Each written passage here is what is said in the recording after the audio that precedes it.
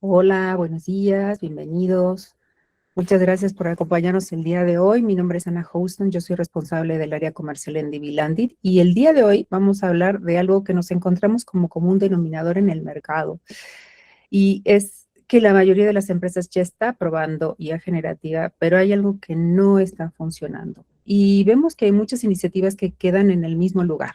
Pruebas sin impacto, casos que no escalan, hay también resultados difíciles de medir y aparece esta sensación común de que estamos usando la IA, pero no está generando valor. Y para hablar de ello y cómo lo solucionamos, nos acompaña el ingeniero Facundo Joaquín García, él es líder de la práctica de IA generativa en DB Landit. Les voy a contar primero quiénes somos en DB Landit. Desde 2013, nosotros nacimos con Data Analytics y Big Data. Y la verdad es que teníamos una misión y la seguimos teniendo, que es aportar valor en cada proyecto en el que participamos. Hoy somos más de 100 DB-Landers con más de 140 clientes en diversos países alrededor del mundo. Nuestro crecimiento fue posible y ha sido posible gracias a una sólida red de clientes, de partners y consultoras que confían en nuestro conocimiento, experiencia y el equipo que tenemos en todo lo que es Data Analytics, Big Data, IA generativa y en otras áreas clave que para nosotros son las nubes públicas, privadas, observabilidad y más. La verdad es que nos destacamos por nuestra agnosticidad tecnológica y eso, la verdad es que lo que nos permite es dar la mejor solución a nuestro cliente. El día de hoy vamos a incluir una breve encuesta al fin de la sesión y para quien tenga preguntas las puede ir escribiendo en el chat para que al final de la presentación nos guardemos unos minutos y las podamos responder. Y sin más preámbulos, le cedo la palabra a Facundo para que nos platique el tema. Adelante, Facundo. Muchísimas gracias, Ana. Bien, como les comentaba Ana, hoy vamos a estar charlando un poquito sobre IA generativa y entender por qué la mayoría de las empresas fracasa tratando de implementarla en sus flujos en el día a día, ¿sí? Hay algo que es muy llamativo, que es que casi el 80% de las empresas está probando IA en algún proceso, pero solamente el 20% le está logrando generar valor real, ¿sí? Y lo interesante es eso, que el problema no es la tecnología, sino el cómo se está usando generalmente. Seguramente a muchos de ustedes les pasó que empezaron a probar herramientas como ChatGPT, Gemini y Claude, e hicieron algún piloto, e incluso capaz vieron algún resultado interesante. Pero eso después no termina de escalar o no puede salir de la interfaz de ChatGPT y nunca llega a generar impacto real en el negocio. Y eso termina generando una sensación un poco rara, porque saben que hay potencial en la tecnología, pero no logran capturarlo en algo realmente.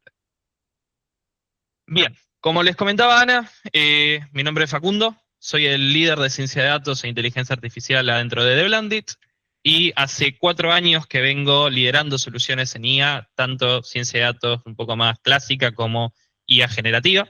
Y trabajamos todos los días con equipos de negocio, IT, data, un poco cross.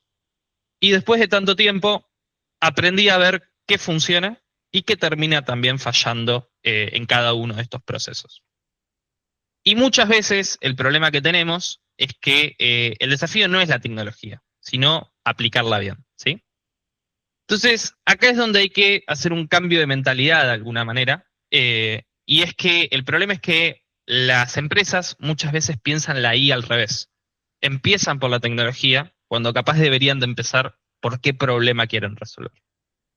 Entonces, como para ponernos un poco todos en tema, vamos a charlar un poquito qué consideramos IA generativa, porque acá a veces se engloban cosas que no pertenecen a esta área, pero bueno, un poco por lo que es estar en boca de todos, terminan cayendo cosas que no tienen que ver.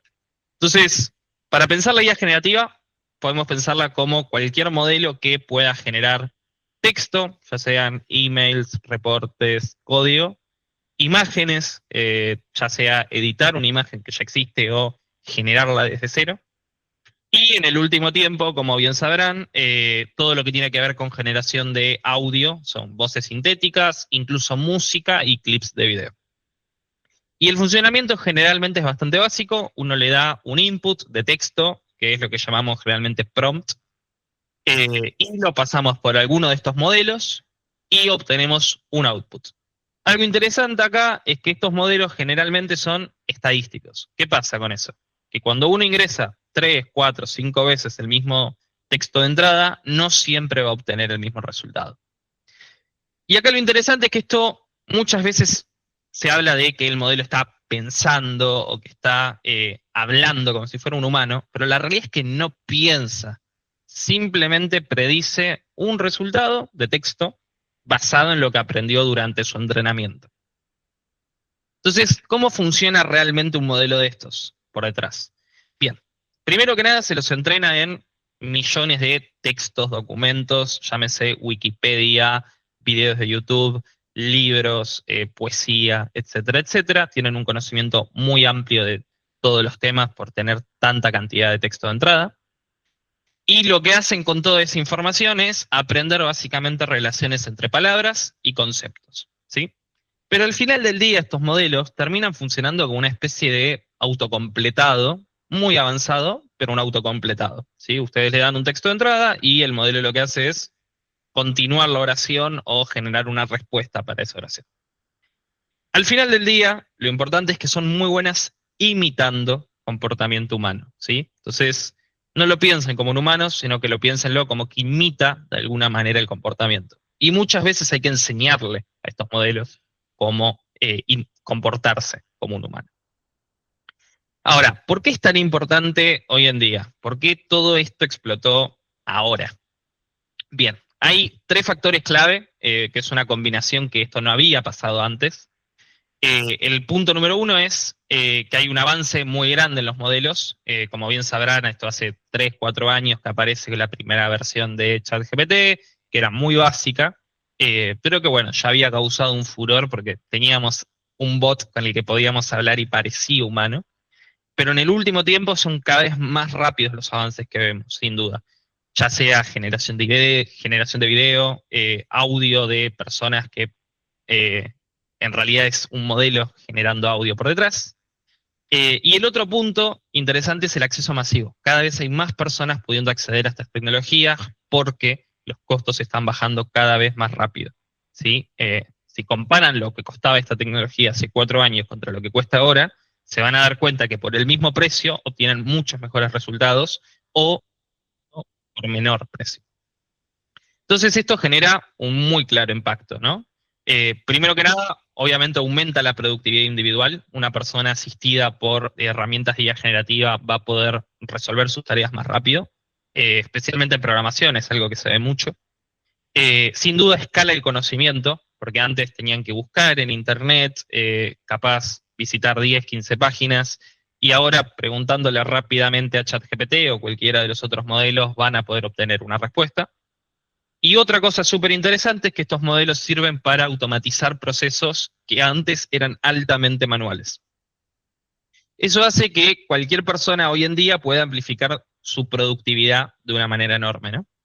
Entonces, ¿por qué si pasa todo esto, hay un problema de que si bien el 80% de las empresas está usando esta IA, casi ninguna le está logrando generar valor real, ¿no?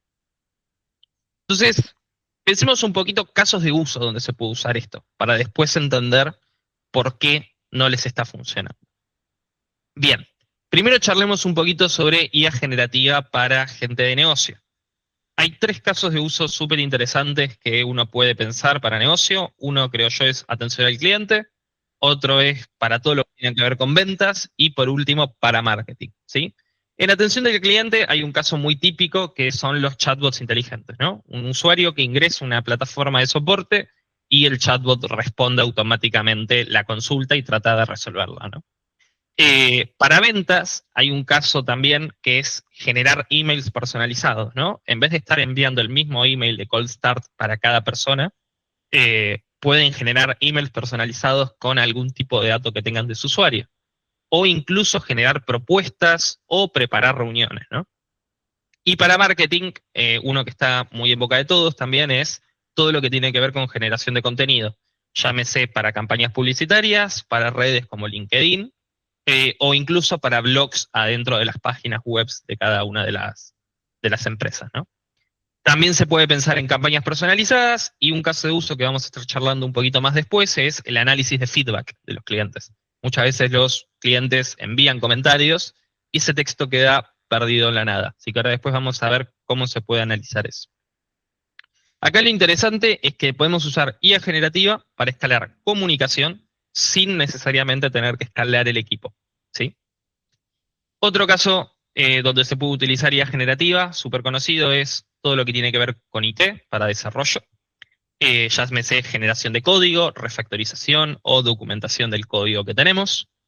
También para acceder a datos, generando consultas, por ejemplo, para conectarse a una base de datos y generar código SQL. Otro caso también es el análisis exploratorio de datos. Uno tiene un dataset, un conjunto de datos y quiere entender relaciones entre esas variables que tiene. Y uno que está, hace poco empezó a aparecer, pero que está muy interesante, es el análisis de logs, ¿no? Cuando uno tiene reportes de incidentes, por ejemplo, dentro de su aplicación, entender qué está pasando e incluso poder generar sugerencias de solución para esos problemas. Acá el punto importante es tener a los programadores menos tiempo escribiendo código, más tiempo resolviendo problemas, ¿sí?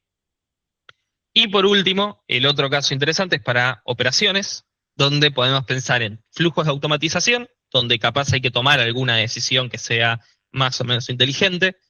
Por ejemplo, si hay algún valor que hay que chequear y según eso hay que tomar una decisión, se puede utilizar IA generativa para cosas así. E incluso también para lo que tiene que ver con clasificación de emails, que les llegue un email a su casilla de entrada y puedan, por ejemplo, detectar si es de una urgencia alta, si es de una urgencia baja, de qué tema está hablando, e incluso el tono de voz del usuario, por ejemplo, ¿no? Si les está hablando molesto o si les está haciendo una consulta de manera neutral. Otro caso interesante es para procesamiento de documentos, por ejemplo, extraer datos de PDFs, facturas, contratos, manuales, e incluso, bueno, lectura de emails, como les comentaba antes, y el reporting. Generar reportes de manera automática y rápida, ¿no? En vez de tener que estar calculando KPIs y plasmándolos en un PowerPoint, poder directamente generar automáticamente esos datos, ¿no? Acá lo importante es automatizar lo repetitivo y liberar a esas personas para lo realmente estratégico. El análisis de los KPIs, el análisis de los problemas que están teniendo los usuarios. Pasemos entonces un poquito a algunos casos de éxitos concretos que tenemos acá dentro de Blandit. Uno muy interesante es un trabajo con una FP, una administradora de fondos de pensiones, que tenía un problema que era que tenía miles de reclamos de clientes que se iban generando semana a semana. Entonces acá el problema no era un problema de falta de datos, realmente tenían mucha cantidad de datos. El problema es que tenían tanta cantidad que no podían terminar de entender lo que estaba pasando, ¿sí? Entonces lo que hicimos nosotros fue implementar un sistema que agrupa automáticamente los mensajes y detecta patrones en esos mensajes, ¿sí? Por ejemplo, de qué están hablando los usuarios. Entonces, el resultado al final del día era que podían identificar problemas críticos mucho más rápido, porque no tenían que leer los mensajes uno por uno, sino que simplemente esto pasaba por un modelo y devolvía los tópicos, los temas de los que estaban hablando estas personas. Y de esa manera también podían asignar mucho mejor recursos para después aprovechar al equipo que tenían de atención al cliente, ¿no? Y al final del día, obviamente, mejorar la satisfacción del cliente. Otro caso muy interesante es para una empresa de marketing con operaciones que eran en Europa y en América, que gestionan facturas para cada uno de los países donde trabajan. En Europa trabajaban para Francia, Italia, España, y para América trabajaban en México, Colombia, Uruguay, Brasil, Chile, Argentina. Entonces, el primer problema que se enfrentaban era que cada uno de los países tenía un formato muy distinto de facturas, ¿no? Porque tenían distintas tiqueteras. Y el otro problema todavía más grave es que cada país tiene un idioma distinto. No es obviamente el mismo idioma el que se habla en Brasil, que el que se habla en Argentina, que es el que se habla en Francia. Entonces, acá la idea era desarrollar una solución que pudiera extraer automáticamente la información clave de cada una de estas facturas, teniendo en cuenta el problema de están en distintos idiomas y los datos están ubicados en distintos lugares, digamos, del PDF. Entonces, acá la solución que terminamos desarrollando tiene como punto clave que tenía un 98% de precisión en obtener esos datos, ¿sí? Era casi perfecto extrayendo cada uno de los datos clave que les interesaban, que eran el monto a pagar, la fecha de generación, la moneda, el dato de qué cliente era, la fecha de vencimiento para después saber si, por ejemplo, estaba vencida esa factura y no la habían cobrado. Y obviamente esto redujo significativamente los costos. ¿Los costos de qué? Hay dos puntos acá interesantes que se están reduciendo. Uno es de las personas que estaban haciendo este trabajo manualmente hasta ahora, que era sentarse, leer factura a factura y anotarlas en una plataforma de aging que ya tenían. Y por otro lado, una reducción de costos comparado a servicios que ya hacen esto, ¿sí? Empresas que tienen productos que resuelven este problema. Por ejemplo, en Amazon hay un servicio que hace justamente esta tarea. Y obviamente, una vez que tenían toda la información procesada, esto ya tenía disponibilidad para poder generar, por ejemplo, reportes en Power BI para poder tomar decisiones estratégicas, ¿no? Entender qué clientes no te están pagando y en qué países estás teniendo, por ejemplo, más problemas. Por último, un caso muy interesante que a mí me gusta mucho es lo que llamamos democratización de datos a través de generación de código SQL.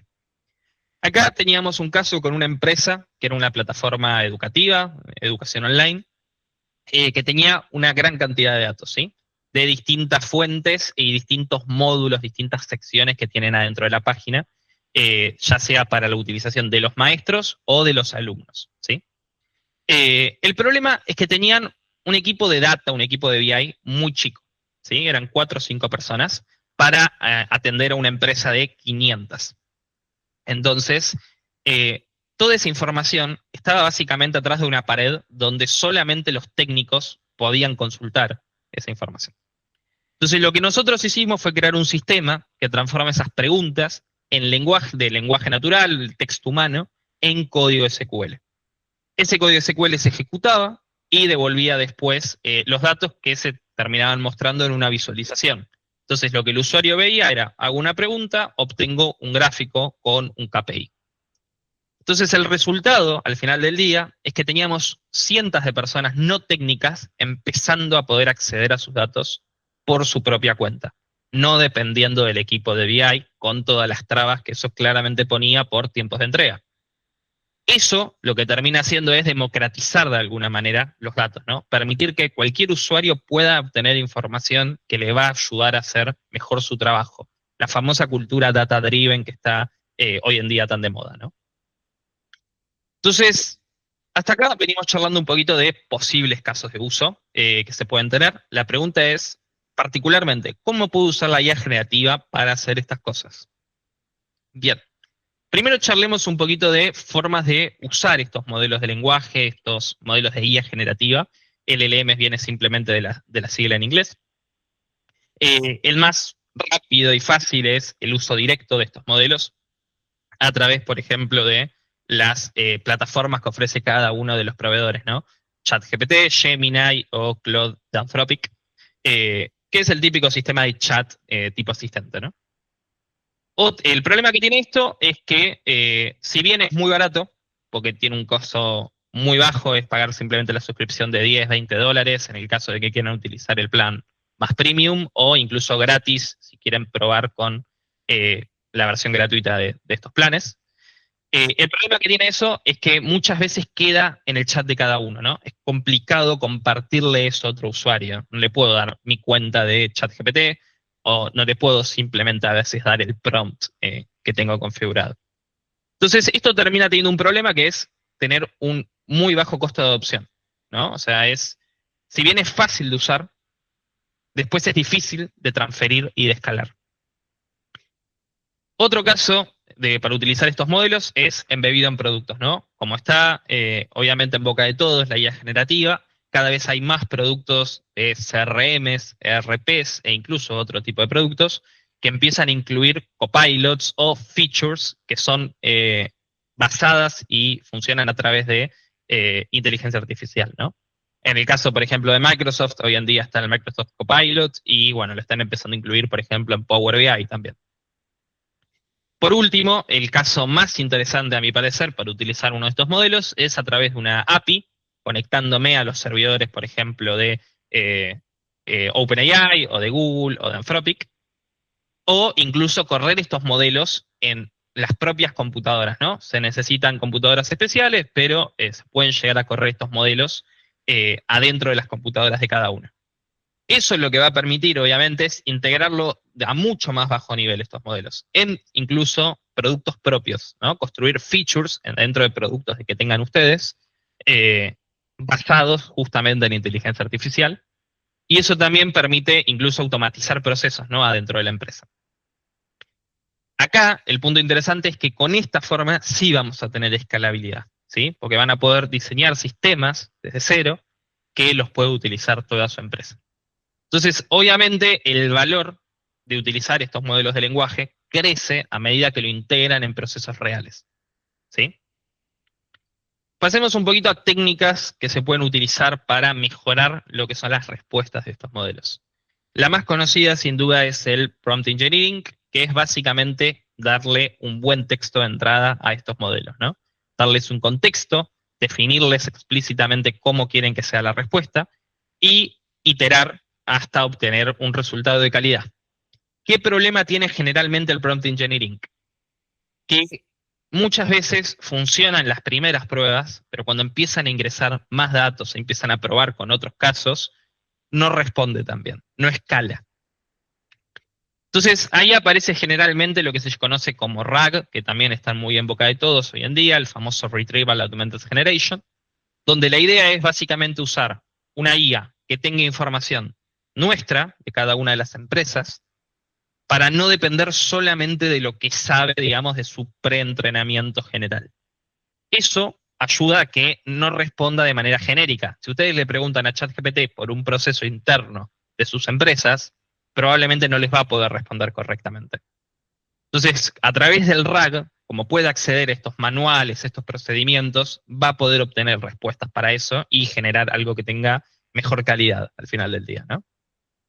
Esto es muy clave para casos empresariales, especialmente, ¿no? Donde uno necesita, por ejemplo, un caso de soporte técnico, ¿no? El típico caso donde los usuarios necesitan consultar a alguien para resolver algún problema, no me puedo conectar a internet, no estoy pudiendo reiniciar la contraseña de mi cuenta, etcétera, etcétera. El modelo ya podría responderle, sí, tenés que conectarte acá o tenés que acceder de esta manera, ¿no?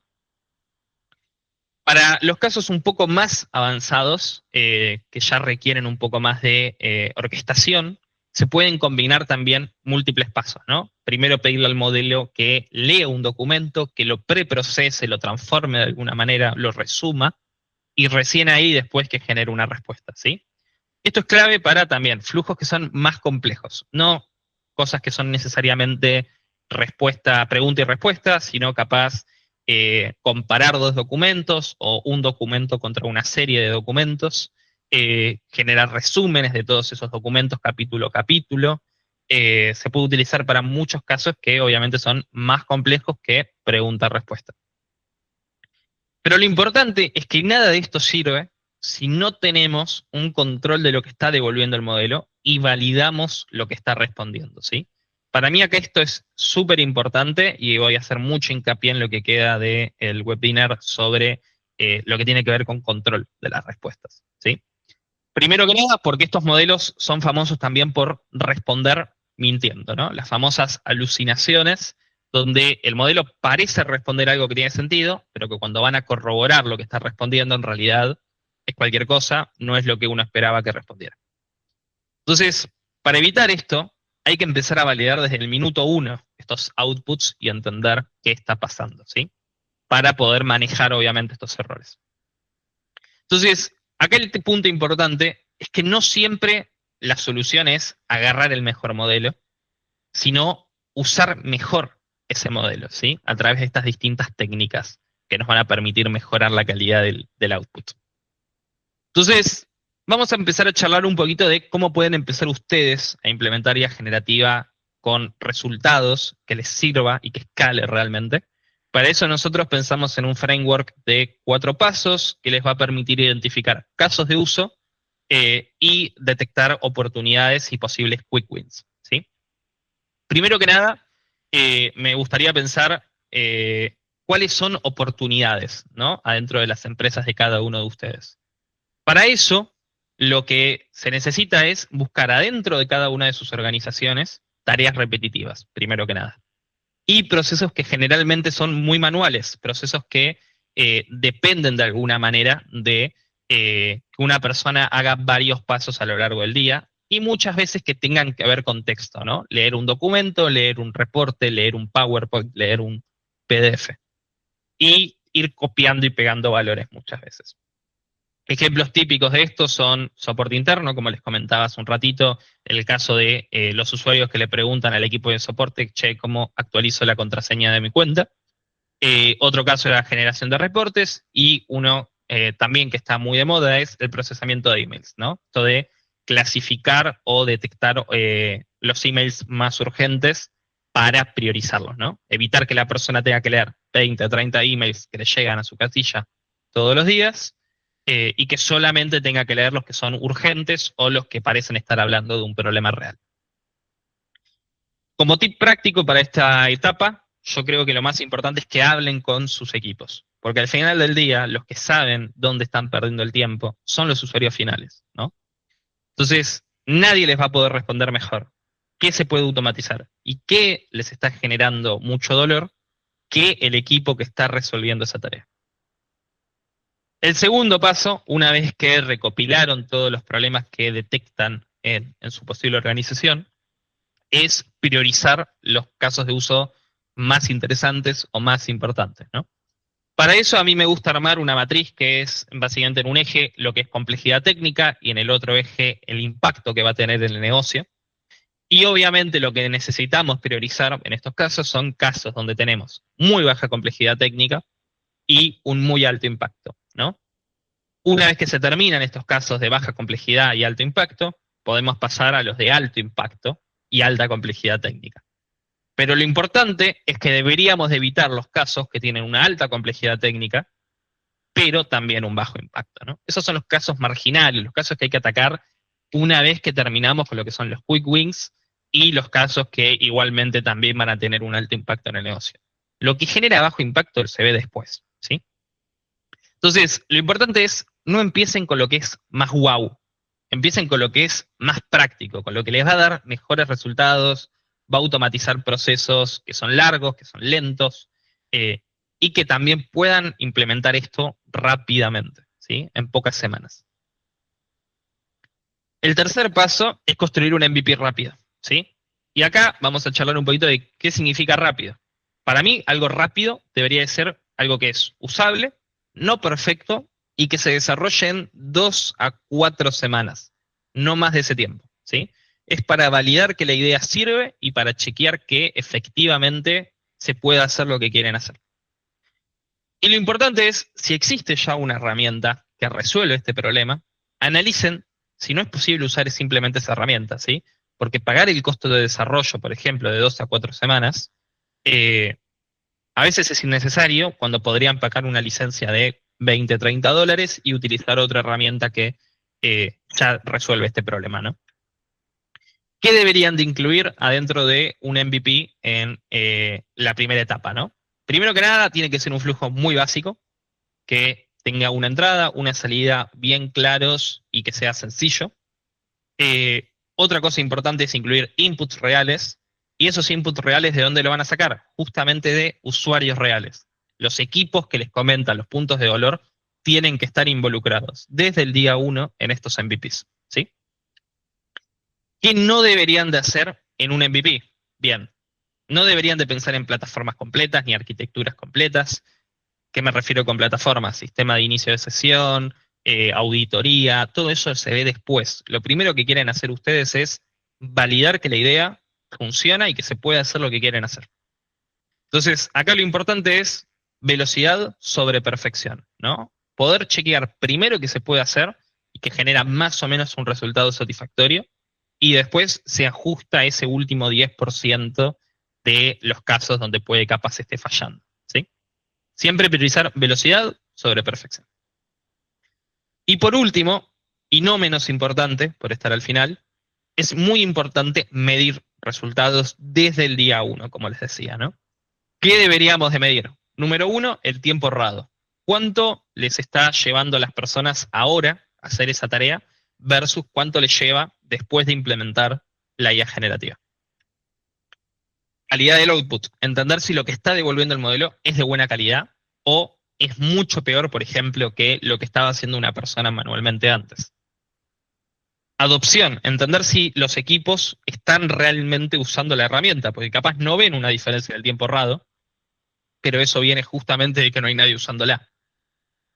Y por último, lo que les comentaba antes, la tasa de errores, entender cada cuánto falla y qué implica ese fallo también, ¿no? En el caso de las facturas, como yo les comentaba, 98%. Bien, ¿qué implica el 2% que está fallando? ¿Está fallando en la fecha de vencimiento? ¿Está fallando en el monto? Si falla en el monto, ¿cuánto está fallando? Para entender cuánto me puede mover el KPI, por ejemplo. Entonces, acá lo importante es comparar pre-inteligencia artificial y post-inteligencia artificial si hay una mejora, ¿no? Antes de seguir profundizando el MVP y pasarlo a un producto completo, entiendan si el MVP está generando valor. Entonces, de vuelta, importante, medir desde el día 1 y ajustar iterativamente en base a resultados. Empiezan con un MVP sencillo, chequen que funciona más o menos bien, y recién ahí pasemos a algo más complejo. Porque al final del día, si no miden correctamente lo que está devolviendo la inteligencia artificial, en estos casos de uso, no van a saber realmente si funciona, ¿no? Entonces, eso me lleva a pensar en posibles errores que aparecen muy seguido en estos casos, cuando se trata de armar un MVP, pero se arma mal. Posibles problemas, el problema más típico es querer que la inteligencia artificial lo haga todo. Básicamente es tener un gran chatbot que puede resolver distintos problemas y capaz lo puede consultar el usuario final y lo puede consultar el usuario interno de la empresa y hace cosas distintas según quien lo consulta. Esos son casos de uso que yo evitaría completamente. La idea es armar cosas sencillas, input-output, validar que la idea funciona y implementar flujos, ¿sí? Otro punto importante es que muchas veces las empresas no tienen datos o no tienen contexto suficiente para poder alimentar en casos de uso, por ejemplo, de estos de RAG, ¿no? Donde le dábamos información al modelo de nuestras empresas. Si no tienen esos datos, el modelo va a terminar inventando, va a generar respuestas genéricas o va a alucinar y va a responder algo que no tiene nada que ver con el procedimiento real. Otro problema muy común es que no se mide el impacto desde el minuto 1, como les decía. Funciona bien capaz el caso de uso, sí, responde lo que tiene que responder, pero no saben realmente qué tan bien funciona, no tienen un KPI claro. Entonces eso lo que termina haciendo es que sea muy difícil justificar la inversión, ¿no? Entender si realmente lo que invirtieron en estos casos funciona, realmente me está dando un retorno de inversión, o si simplemente estoy jugando con inteligencia artificial sin tener en cuenta si me está mejorando algún procedimiento, ¿no?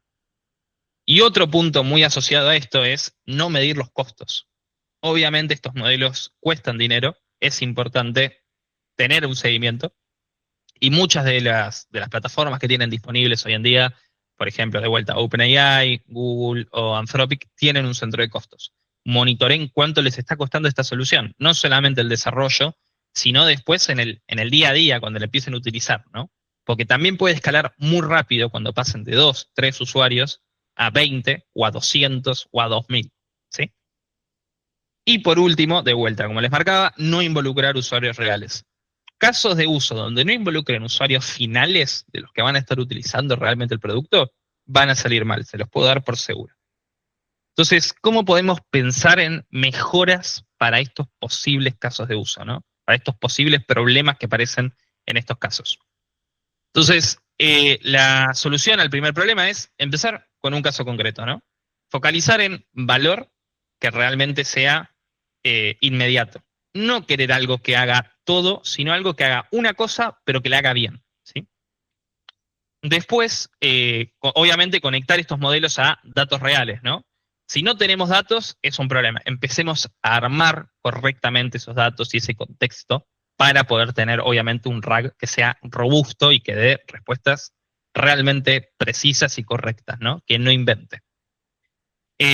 Obviamente, también deberíamos de tener desde el minuto 1 KPIs claros que nos permitan entender realmente cuál va a ser mi retorno de inversión. Saber si realmente estoy reduciendo el tiempo de las personas trabajando en esta tarea repetitiva, si estoy mejorando la calidad de mi resultado, o de alguna manera qué estoy mejorando para poder justificar esa inversión.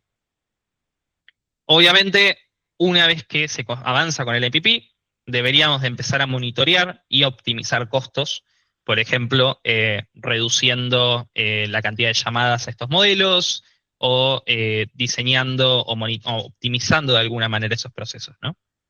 Y por último, de vuelta, desde el minuto 1, testear con usuarios desde el día 1 del MVP, ¿sí? Todas las iteraciones que se hagan sobre el producto tienen que estar basadas en feedback real. Y también marcar límites. Muchas veces pasa que los usuarios empiezan con la imaginación y empiezan, ¿se puede hacer esto? ¿Podemos agregar esto? ¿Podemos probar esta otra cosa? Y la respuesta puede ser que sí, pero eso va a hacer que se salgan mucho del tiempo de 2 a 4 semanas, obviamente, ¿no? Por la cantidad de iteraciones. Entonces también tienen que empezar a marcar un poco los límites esos usuarios. Bien, para ir cerrando ya esta presentación, para que se lleven hoy de toda esta charla, para mí los puntos claves es que la IA generativa no es magia, parece pensar como un humano, no lo es y se puede utilizar para muchos puntos interesantes, pero al final del día el valor está en los casos concretos que ustedes ataquen, ¿sí? Pueden hablar mucho de IA generativa, pero si no lo utilizan en casos particulares que les generen valor, no les va a servir de nada. Y al final del día, no gana el que más conoce de IA generativa, gana el que la implementa mejor, ¿sí? En casos de uso concretos, en casos de uso que generen un retorno de inversión. Entonces, ¿cómo pueden empezar? Detecten una oportunidad real. Elijan algo que tenga alto impacto, pero baja complejidad, y construyan un MVP en semanas, no en meses, ¿sí? Y midan desde el día 1, iterativamente vayan mejorando el producto. Porque al final del día no tienen que esperar a que tener todo listo, sino que empiecen con un caso que sea chico, pero empiecen ya con ese caso de uso, ¿sí? Para esta semana, lo que yo les propongo es que elijan un caso de uso con algún equipo de ustedes, armen un prototipo, aunque sea básico, y pruébenlo con los usuarios reales, ¿sí? En The Blandit nosotros trabajamos todos los días, es el trabajo de mi equipo día a día, identificando casos de uso, desarrollando MVPs para esos casos de uso, e incluso capacitando equipos para utilizar IA generativa, ¿no? Obviamente, una vez que se termina con ese MVP, pasamos obviamente a lo que tiene que ver con la implementación en producción, ¿sí? Lo que nosotros les ofrecemos hoy es un mini assessment también para ayudarlos a identificar casos de uso dentro de sus empresas, con sus equipos, donde el resultado que van a obtener básicamente son los casos de uso con una estimación rápida de qué tiempo debería de llevarnos a implementar eso, ¿sí? Bien, les agradezco por el tiempo que me compartieron y los dejo nuevamente con Ana, que va a pasar a hacerles unas consultas. Bueno, muchas gracias, Facu. La verdad es que no sé si están tímidos, apabullados o, o no, a lo mejor no, todo lo contrario. Pero bueno, está libre el chat para que nos manden sus preguntas. Mientras tanto, vamos a pasar de la mano de Martín Zaffaroni a responder preguntas. Nos sería muy útil a nosotros para saber todos estos webinars, cómo los estamos trabajando y también cuál es el interés de ustedes. Entonces, adelante, Martín. Muy buenas tardes a todos. Voy a compartir un segundito para mostrarle dónde está la encuesta que acabamos de iniciar. Muchas gracias, Martín. Mientras responden la encuesta, si hay más preguntas, estamos para ustedes. Nos pueden escribir a info@dblandit.com.